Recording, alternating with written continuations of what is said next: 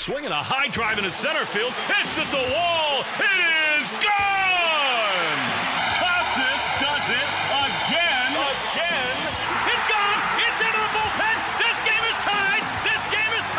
And he swings and rips one to center field. It's high, it's deep, it's back, it's gone! Sale winds, he fires. Swing and a miss, strike three, it's over! The Red Sox have won the World Championship! Welcome back to Play Tessie. It is episode 247. This is the official Red Sox podcast of WEEI. Before we get going, subscribe wherever you get your podcasts. You're going to want to be following along down the stretch while the Sox make this playoff push. Subscribe, rate 5 stars wherever you get your podcasts. Subscribe to WEEI on YouTube. You can find our Play Tessie playlist there. Hit the thumbs up on all of our videos, and then find us on the socials at Play Tessie on Twitter, Instagram, and TikTok. Just Gordo and Sammy here today. Pat is getting ready for a week-long bender. So it's going to be the two of us for a couple of shows, I think. But, man, I can't get enough of this team right now. I can't. You cannot go to Fenway Park and beat this team. They do not lose at Fenway Park. And after 2 years, and we talked about it a little bit at the beginning of this run, where it was like, hey, for the first time in a few years, they're actually winning games at Fenway. But, they're not just winning games at Fenway.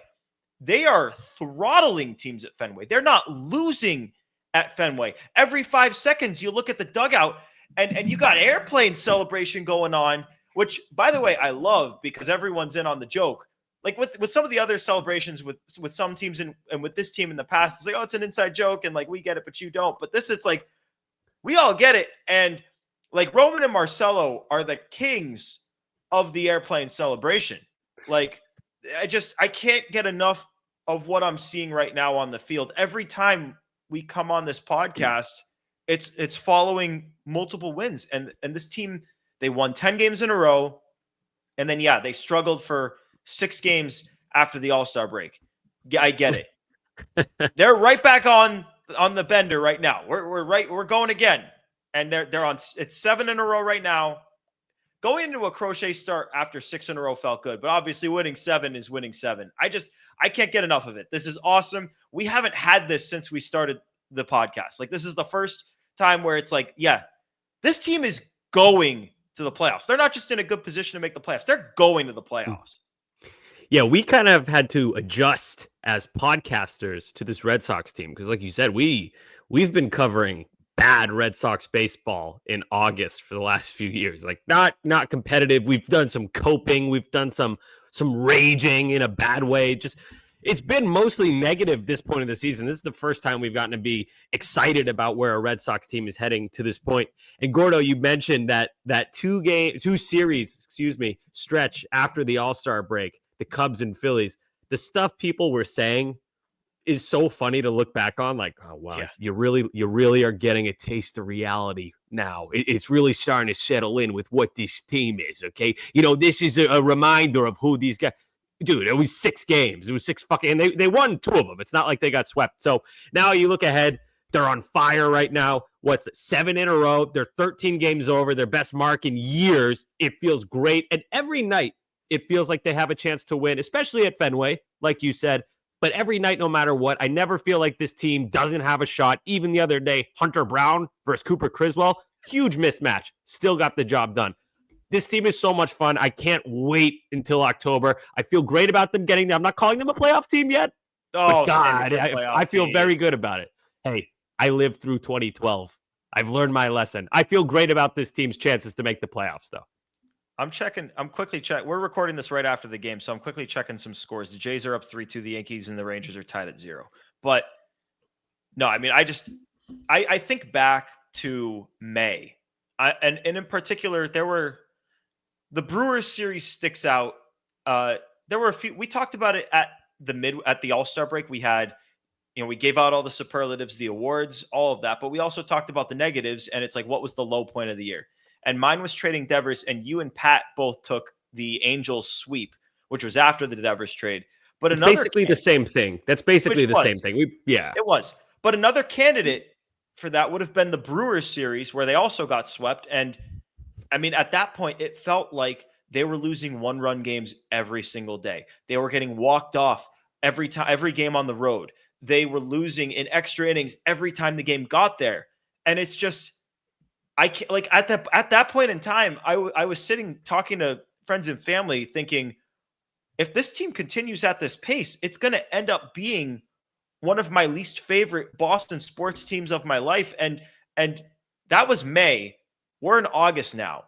And I get a lot of it is because we just haven't had a run like this in years, but it's becoming one of my favorite Red Sox teams that I've watched. And like, you can take the World Series teams out because obviously those teams are going to be the top four. They won the World Series, but this team has that magic that a 2021 team felt like it had. But even that team floundered in the second half.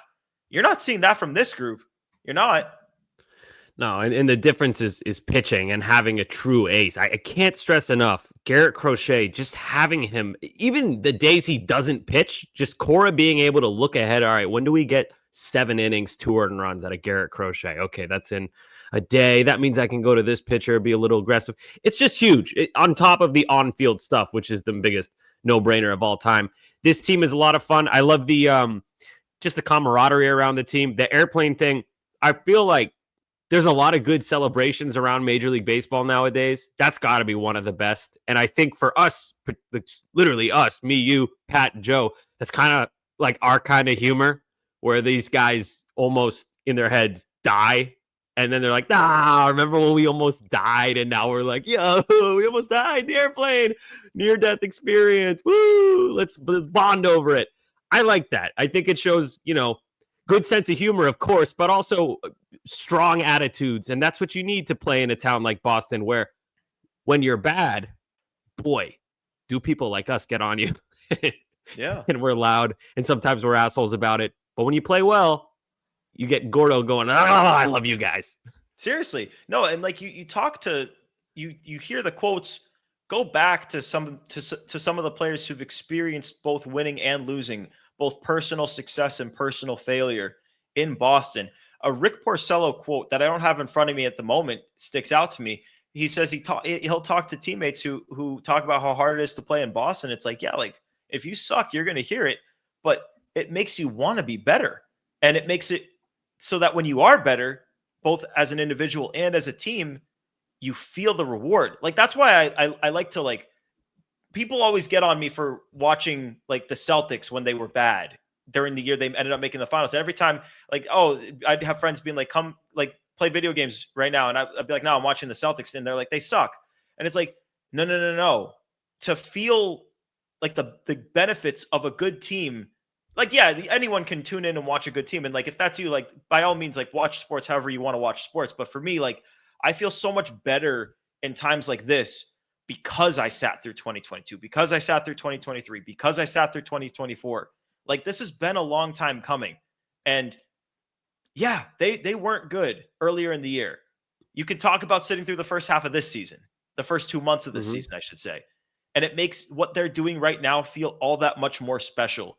And it just feels like there's so much buy-in from the fan base. Like, Sammy, I've had so many people text me and ask about, oh my God, what's going on with Roman Anthony? Like, how hurt is he? Like, oh my God, panic. And it's like, okay, let's relax. It's a small back thing. He's going to be out a day. But like tons and tons and tons of people texting me. And it just shows not just the buy-in to the team from the fan base, but the buy-in to Roman Anthony as the next superstar of this team, that a small back thing that's going to keep him out 2 games brings that much panic. It says a lot. When was the last time the Red Sox had a true superstar on the team? I think I have the answer, but I want to hear what you have to say. Well, I'll follow that up with a question. Can a true superstar be a pitcher? Because they don't play every day. Yeah, for sure. I think Paul Skeens is a superstar. Yeah, I was going to say Skeens might be a super, but like, I'd argue Crochet's a superstar. He is. No, but when was the last time? Because right now in my head, I'm thinking Crochet's a superstar. Roman is gonna be a superstar. Bregman, I don't know if he's a superstar, but he's awesome and he's very famous, so that's close enough. But when was the last guy you would qualify as a superstar? Okay, well, I wouldn't. Devers was incredible. I wouldn't classify him as a superstar. So I I think agree. the answer is gonna be the Mookie and Sale combo. And Yep. JD Martinez in that 2018 season was a superstar. So I guess you would say Mookie in 2019. I think there's something more than just being really good to being a superstar. Like Mookie Definitely. aura. People like to talk about aura. Mookie on the Red Sox. I won't talk about the Dodgers because I don't watch them every day like I did with the Sox. But that guy just everything he did. He had the necklace from the fan that the fan gave him, and he hits the home run with Eck on the call that one night. Just big moment after big moment, and then of course also wins MVP, Silver Slugger, Gold Glove, World Series same year. Stuff like that. Like superstar. I think Xander Bogaerts and Rafael Devers were a tad Not below quite. that. Like great players. But superstar, yeah, I would agree. Dude, 2019 and then like prime Chris Sale. Mookie Betts was like bowling perfect games and winning MVPs and dunking basketballs and running NFL receiver caliber routes on football. Like, yeah, he's a superstar, not just on the baseball field, but in life. And the Red Sox had that for a while. And you're right, they haven't. Last year, Duran played like it, but to be a superstar in this league, you can't just have a superstar season. You got to have several, like have multiple superstar seasons. You got to be good enough so that people not only acknowledge what you're doing, but know that it's going to continue. And you got to be marketable, and you have to be that like the face of the team off the field. It takes a Marketable. lot. Marketable is a really good word for this. Like your name is Mookie Betts. That sounds Yeah, like a great superstar. name. That's a superstar name right there. Roman Anthony. Anthony. Marcelo Meyer. Like Yeah. those are superstar names. So that, yeah, I actually think that matters. You don't need that. Like Chris Sale is kind of a normal name, but he's a superstar. In his prime, he was. Not his whole career, but in his prime with the Red Sox. And then I would say last year with Atlanta to a lesser degree, just because he was under the radar more. But I digress. Yeah, it's hard to find superstars in baseball, but it feels like the Red Sox have one with Crochet and are on the verge of having another with Roman Anthony. I agree with you, Sammy. And maybe we're being a little bit because we listed all of those qualifications, and I do want to talk about Jarren Duran here because he had a superstar season last year. He is one of the voices of this team, both in the locker room and outwardly to the fan base. He is he has a superstar image. He's got a superstar name, and I know he had his story is he's got like a superstar kind of story with the mental health stuff that he went through and talking about on the documentary. I think that it's like an origin story of sorts. It's true. Yeah, all of that. Yeah, and he was one of the faces of a Netflix documentary on the team. So yeah, he's got all that stuff, and I feel like with him more than other people, for some reason, because it's with all of us, myself included, he took a long time to get to where he got to last season. And even the year before last, where he really broke out. It took him a while to get there. And it created this sort of distrust between the fans and his performance that it was going to continue. But which I think is fair. I think it's fair to have your doubts. It's fair to have healthy doubts, not just buy in after one great. And it wasn't his only good season, but that was his only holy shit season. But continue. But yeah, this is now year 3 of him being a real because go back since the start of July. This is going into today where he had one of the big hits. He put them on the board with an RBI double in game 2 here. And he's since the start of July going into today, hitting 298 with a 1043 OPS. Sox 21-6 in that span. And it goes with what we've been saying. I mean, Jarren Duran struggled for the first 3 months of the season. And I remember we were good for the first 3 months of the season. When he goes, they go. And they're going because he's going. I absolutely agree. And when we were talking about maybe moving him in trades or what would that look like at the deadline, there was a point his OPS went below 700. And we were like, what are you going to get for this guy? That last 2024 looks like such a fluke. And now he's just completely bounced back. He's close to 800 OPS. I think 794. Yeah, after tonight. So he is on the verge of cracking into that echelon of hitter. I do think that, and he didn't hit third tonight, but I love Duran in the 3-hole when you have Roman leading off. And I know to maybe old school kind of baseball enjoyers, that sounds backwards because for me growing up, you have your fastest guy hit first. As long as they're a capable hitter, the fast guy hits first. You have a contact guy hit second. Your best hitter hits third. And then your cleanup guy is a power guy.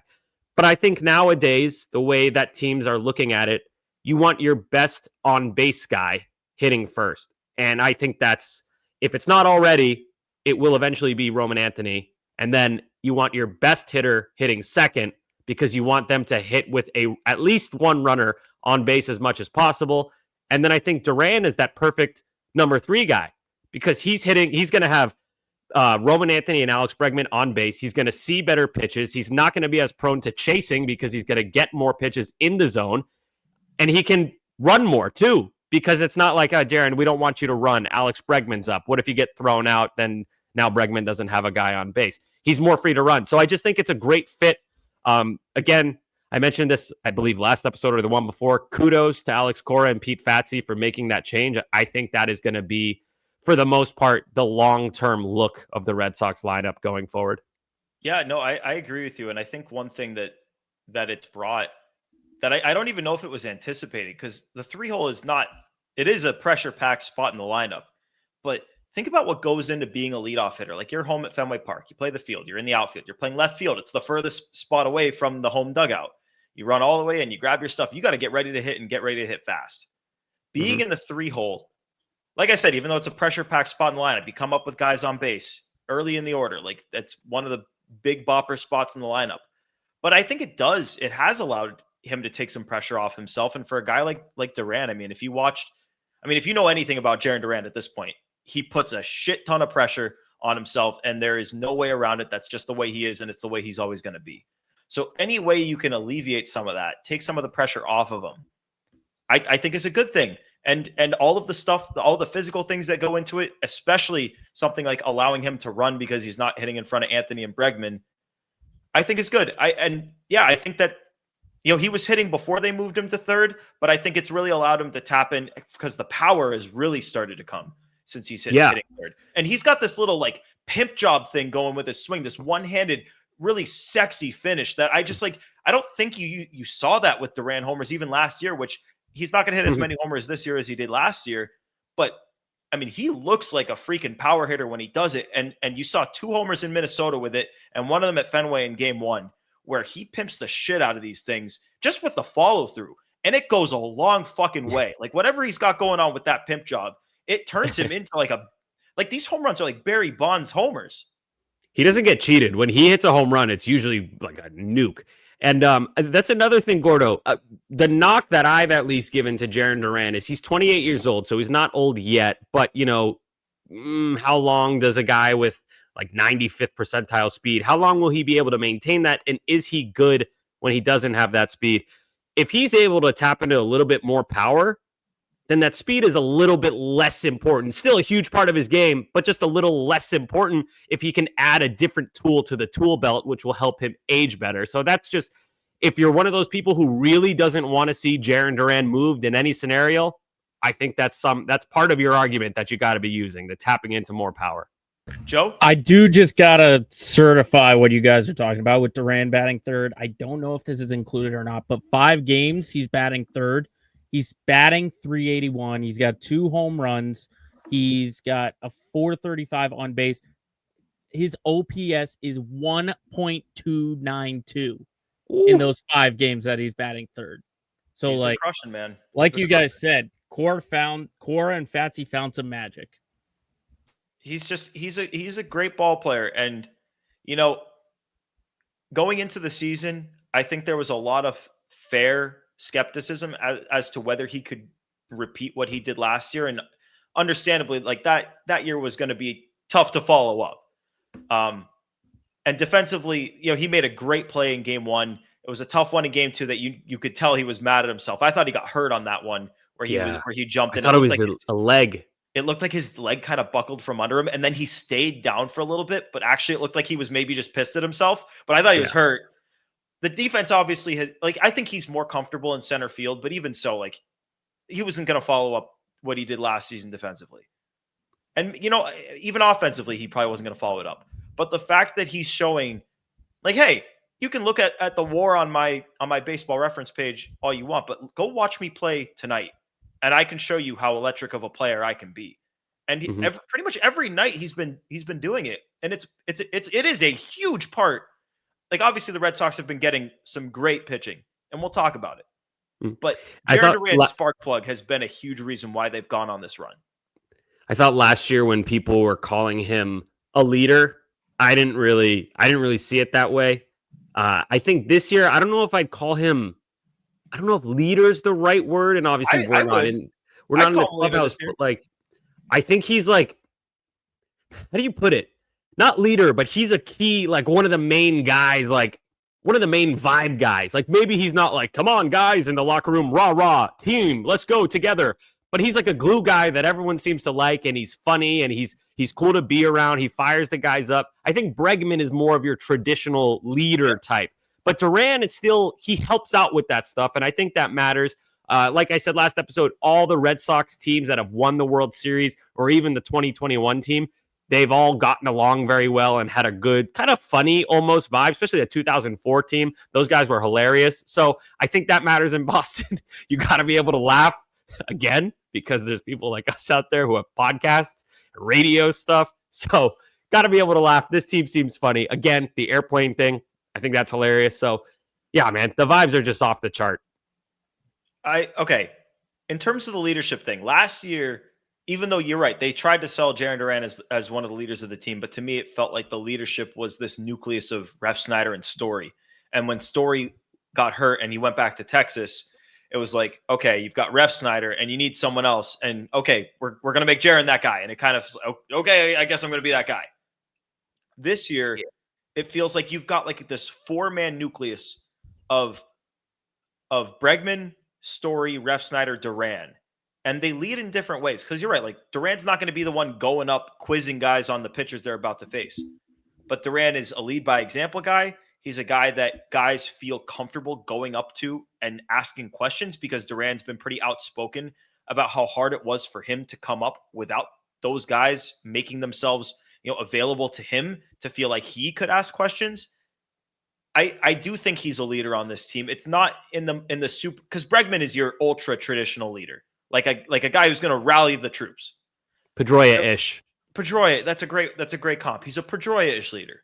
But there are other types of leaders, and Duran is leading in his own way. And yeah, I think that's a big reason why, like when you wonder why the front office wasn't willing to include one of their outfielders in a trade for Joe Ryan, which the Twins reporter from The Athletic, his name is slipping my mind, but he said that the Twins wanted that and the Red Sox weren't willing to engage there. And, obviously Duran has played the way he's played on the field, but that leadership is also a big part of this. He's a huge part of that clubhouse.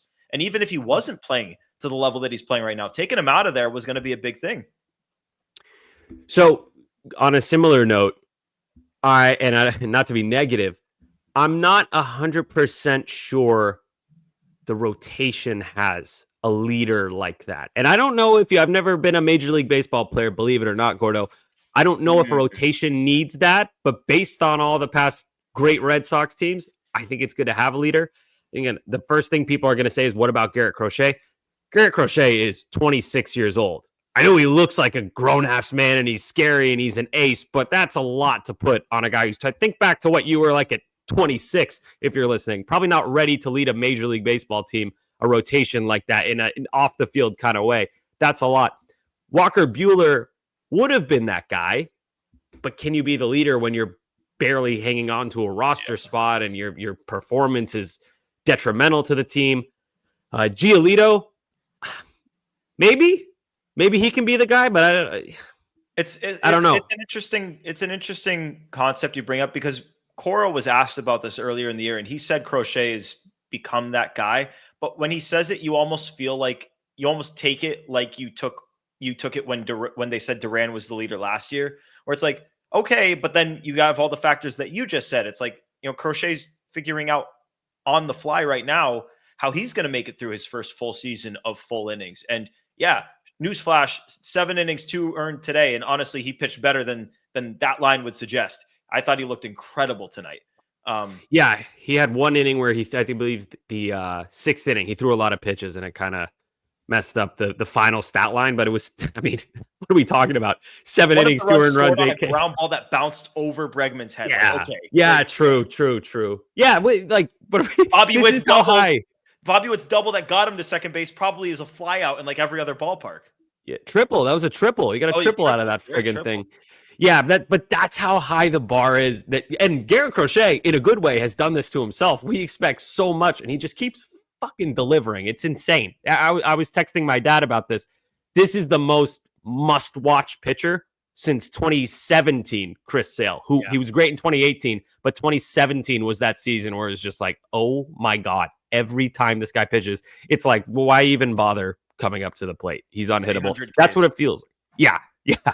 Crochet's not going to get that many, but he like just so dominant every night. And the amount of innings he's pitching is so much more than he's ever pitched. And I want to give more credit to Cora and Andrew Bailey here for managing his innings, like the added off days they're getting with the string of Thursday break days that they have, and then pushing him back 9 days before his start on Tuesday as we record. Good job stretching him out to a place he's never been before without overdoing it, is I guess what I'm trying to say. And it makes me feel good about the concept of him staying on the field, which was the big question with Garrett Crochet is, could he stay on the field? Had arm issues in the past, and so far there's been, knock on wood, nothing this year. So his last game before game 2 of this Royal Series was the Kershaw game against the Dodgers. So wow, they went on this whole run. Let's see, 1-0, 1-1, 2-1, 3-1, 4-1, 5-1, 6-1, 7-1. They 8 games without Garrett Crochet, and they went 7-1 in those games. And was the loss? The loss was the stupid rain delay thing in with the Twins. They could easily be on a 1, 2, 3, 4, 5, 6, 7, 8, 9, 10 game win streak right now. You know what, Gordo? The reason I forgot that one, it doesn't count. It doesn't. Not a loss. It's an unofficial loss. I'm not counting it. Jordan Hicks, I'm gonna just make something up, and he got up and he sat down and he got back up again. It doesn't count. Okay. I don't Sammy, give him that much. come I think he hit his head. He tripped and hit his head, and he was dizzy trying to pitch. That's why. I mean, I know he got up, got down, got back up again, but he threw a ball between a guy's feet. Come on. Yay baseball. So bad. Yay but that baseball. doesn't count. It was stupid. It doesn't count. So they're on a 10-game winning streak. Congrats to the Red Sox for winning 10 games in a row, unofficially declared by Play Tessie, the 10-game longest winning streak in baseball right now. Wow. But like you look into why they're able to go on a run like that without Crochet pitching in almost any of the games.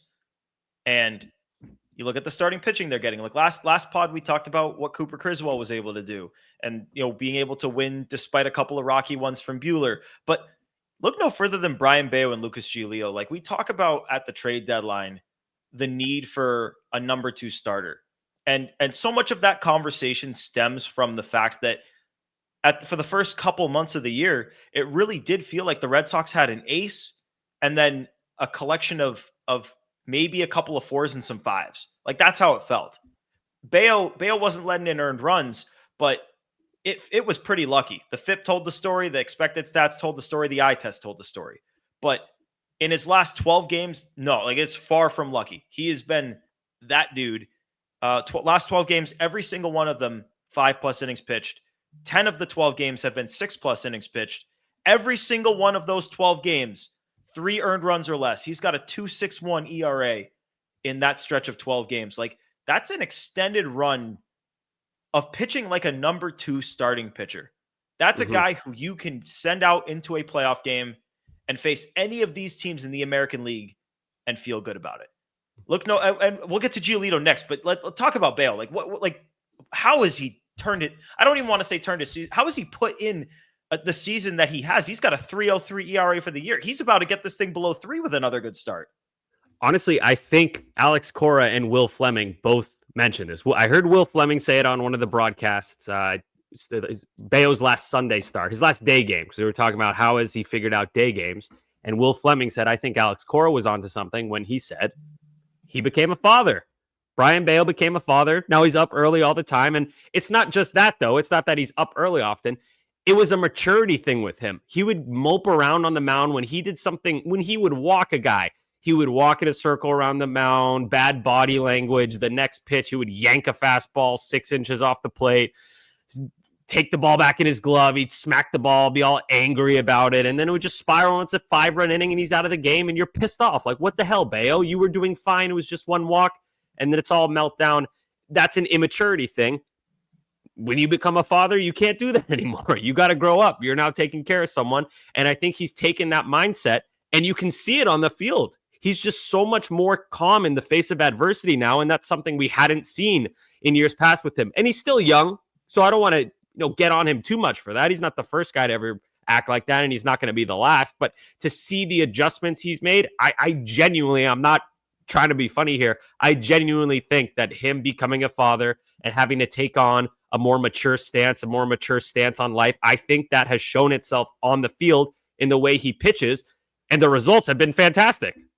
Yeah, and it goes back to really the midway point of last season when he had that awful start against Toronto, and then they skipped a start, and then he came back against the Marlins the next start, and he was good, and for the rest of that season he pitched really well. It's like a mid-3s ERA, and dating back to then, and obviously they've been tweaking with his pitch mix. Like even this year they've been tweaking with it. Obviously the cutter has been a big part of where he's gone, but the sinker sweeper combo has been good, and it feels like there's more room to grow because it feels like they're just kind of now re-unlocking that changeup, getting that pitch to be the strength that it was early on. The crazy thing about what Bello's doing is there's still more room to grow with him. It's why everyone was so high on him when he first came up. Like you had, like maybe people were a little bit presumptuous, but with throwing out like the whole ace thing, and obviously the whole next Pedro thing was Pedro obviously unfair.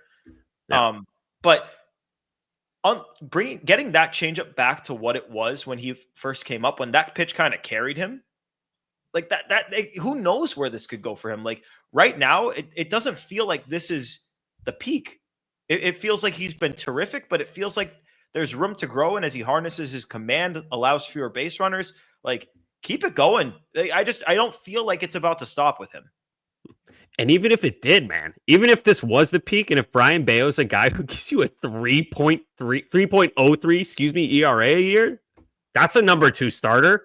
That's outstanding. So I'm like, I agree with you. I don't think this is all he's got, but if it is, I'm not going to complain. You're happy. I think he's been outstanding. And I remember about the changeup specifically. I remember coming on here, it's like 2 months ago and being like, where is the changeup? What happened to it? It's 6 miles an hour faster than it used to be. It doesn't look like the same pitch. There's not the separation between it and the fastball. I'm like, how is this guy going to survive without it? But it's back. He looks great. This is, goes without saying, most obvious thing ever. This is by far the best he's ever looked in his career. He's also yoked now. I don't know if you've noticed that. Dude, like his arm, his throwing forearm, it's crazy. It's huge. He has friggin' enormous. And yeah, he had big arms last year, but I just remember watching him pitch the other day. I was like, "Woo, bro, been hit in the gym." So, yeah, Bello becoming an adult through childbirth and in the gym. And the other one is Lucas Giolito. Like again, we talked about this team sort of feeling like it's got an ace and some 5s and maybe a couple 4s. It's right now it's an ace and a couple of 2s, and we'll see what Dustin May is, and then hopefully they can figure out what to do with the number 5 spot. But it's an ace and a couple of 2s because of what Bello is doing, what we just talked about, but also what Lucas Giolito is doing.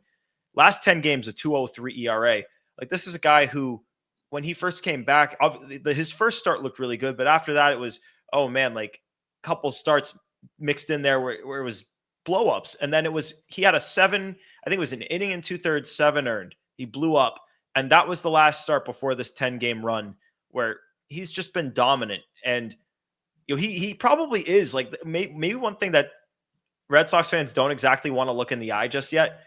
He's going to hit that 140 innings. Like he's going to get that mutual option, and he's obviously going to decline it and become a free agent. And like, yeah, Sox can offer him a qualifying offer, but this is a guy who has earned every last bit of it. Like this is not a guy who deserves to get stuck on a 1-year 14 or whatever 14 I think it is $1 million deal if he doesn't reach the 140 innings. Like no, this is a guy who deserves to cash in on the season he's having because he's been a veteran. He's been a stabilizing force.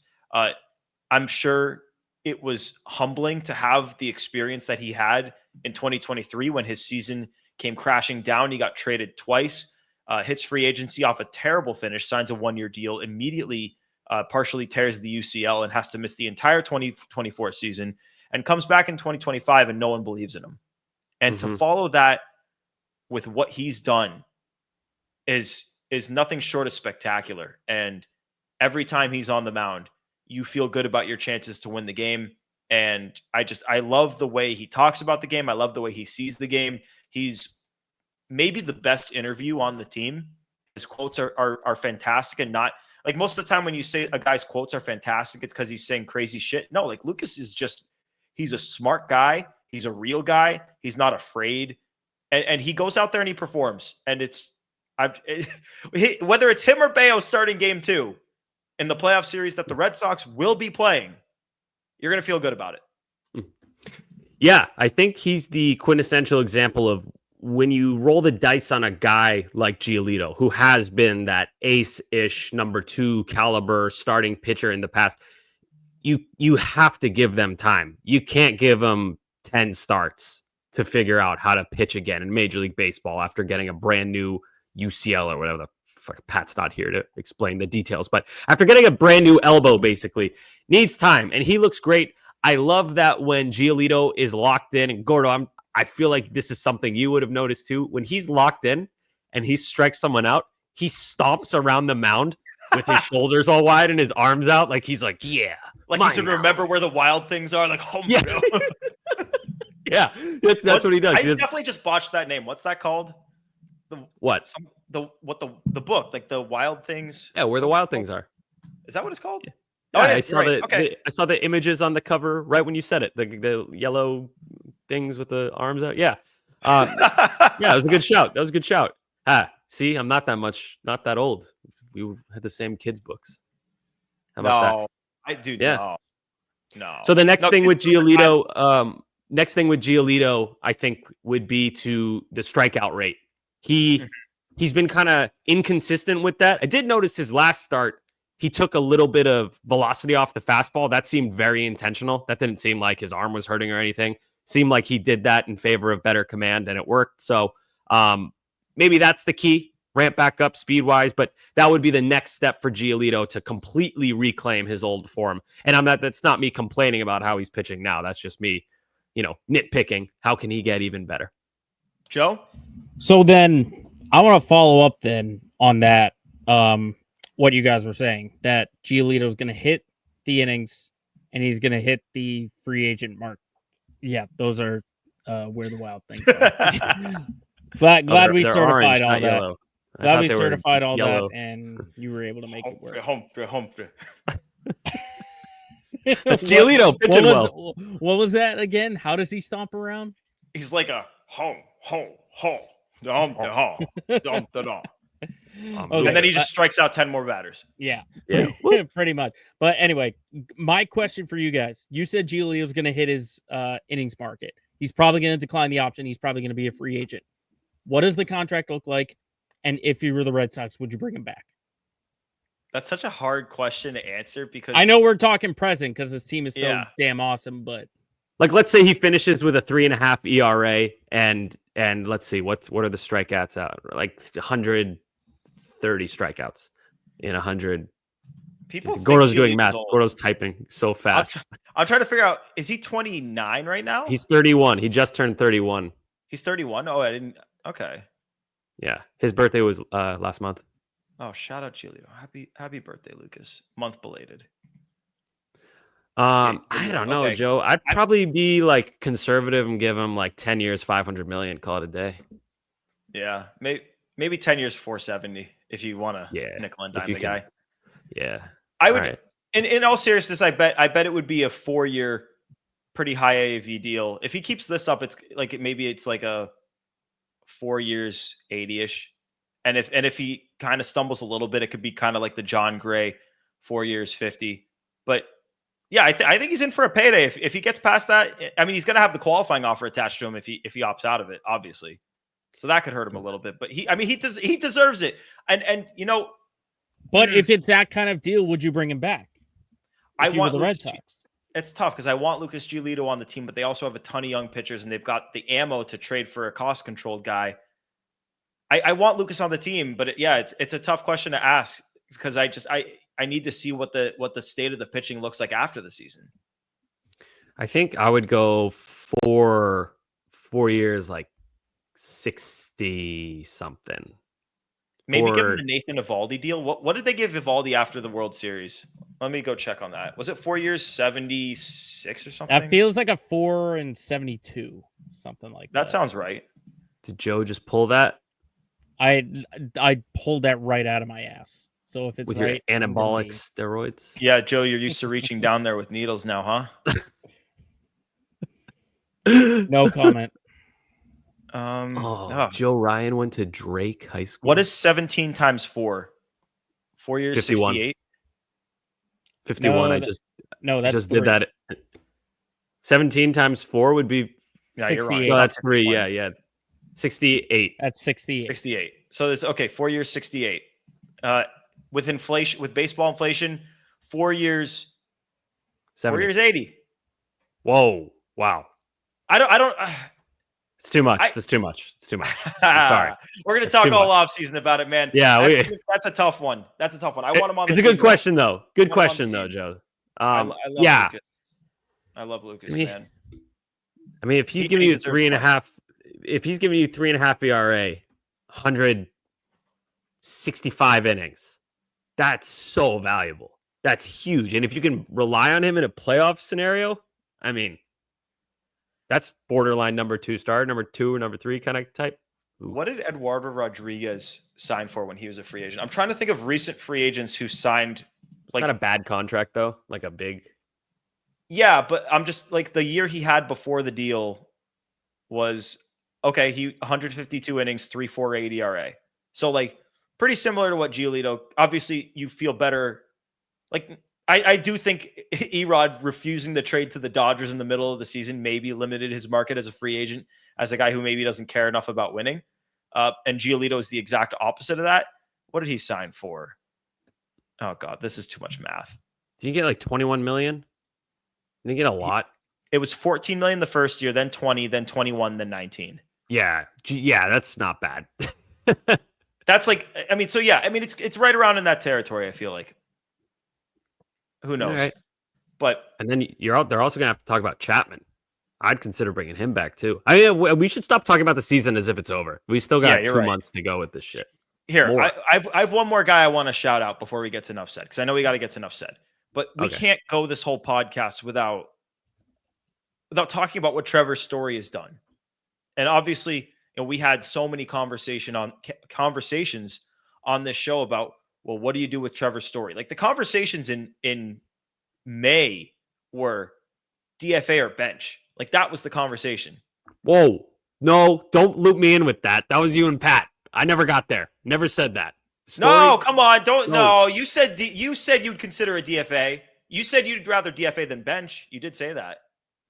You did say DFA. that. Oh yeah, because I'm not putting Trevor Story on the bench. If you're gonna bench him, just get rid of the guy. But I was like, just let him figure it out. Just honestly, they didn't really have a backup plan at the time. Well, they didn't have a choice. Once Bregman went down, they had no choice. And I'm the patient guy, though. I'm the patient guy. I wait. I'm cool waiting. You're patient with Bueller.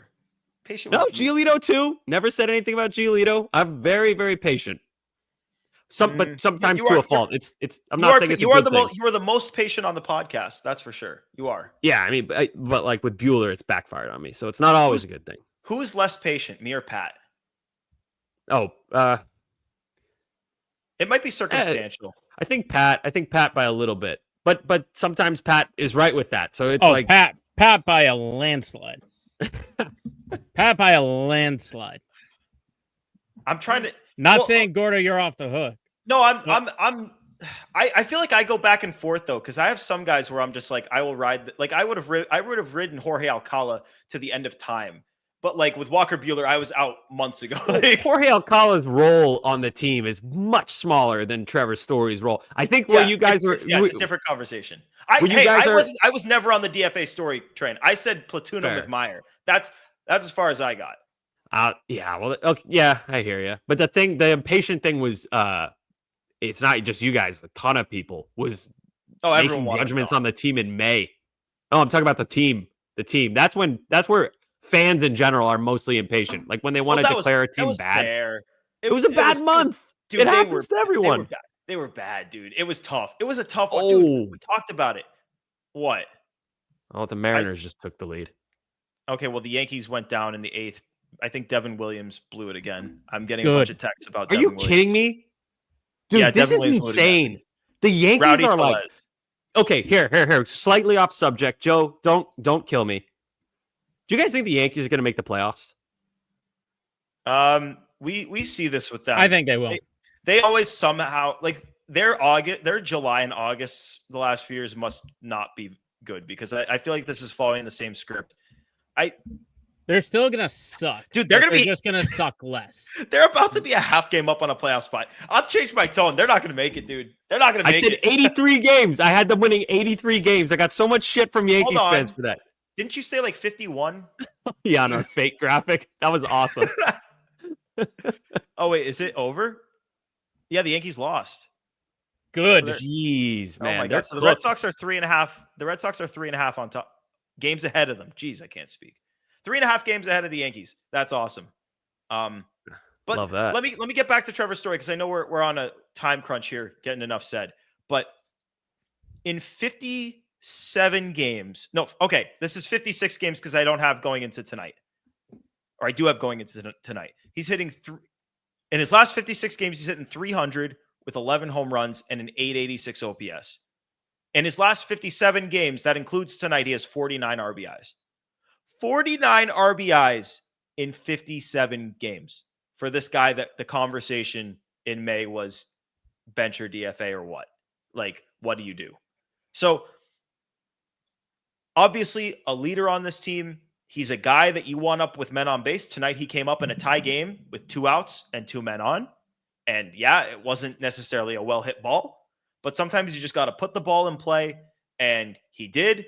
It fell. He got 2 runs home. And when the Red Sox went up 3-1 in that game and it's Crochet and then off to the bullpen, you felt pretty damn good about their chances. And, you know, I don't know what his win probability added for the last, 2 months of baseball has been, but it's got to be pretty high because with what he's done at the plate, talk about the RBIs, talk about the OPS, talk about the 11 homers.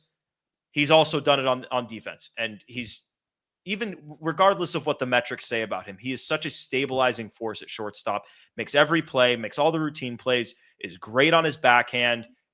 I feel so confident when the ball is hit to him. And for a guy who at the beginning of the season, going back to the plate here, when he came up with guys on base, it felt like he was going to get fastballs up and sliders away, and he was going to swing and miss at all of them. It's the exact opposite right now. You feel like that's a guy who has the ability to get in runs at any time. He's great when he can spit on those sliders away. You know that he's locked in. He's not chasing after him. Story's a guy that we, I think, have as a fan base have been patient-ish with. Not everyone, but I think that everyone is on the same page in that we all want to see Trevor Story succeed. Never heard a bad thing about the guy. Seems like someone who genuinely loves playing baseball. He wants to contribute. He hates that he hasn't been able to contribute, and he's probably thrilled right now that he's starting to click. This is the Trevor Story that we've been waiting for. I'm not saying the contract's not a bad contract anymore, but it's nice to kind of get something on the latter end. Kind of reminds me of John Lackey, a bad contract for years, and then he produces towards the end. You're like, oh, okay, we could salvage this World Series, maybe. So, yeah, just win the World Series, dude, and then the contract. All you got to do.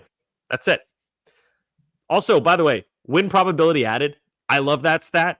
I got no clue how it's calculated at all. No. Not a clue. I don't think anyone has it. Like FIP, I can explain how FIP works. Yeah, OPS plus, I can explain that to you. Win probability added. Nobody knows what that shit is, but we know what it's trying to measure, and it's fun. It gets the people going. And I want to say I saw the league leaders in win probability added. I think Crochet was like top 3, which makes sense because they win like every game he pitches at this point, which is weird. Remember when they didn't win every game he pitched early on? Like they were like 500 in his starts for a while. Yeah, How good is it? I'm glad past that.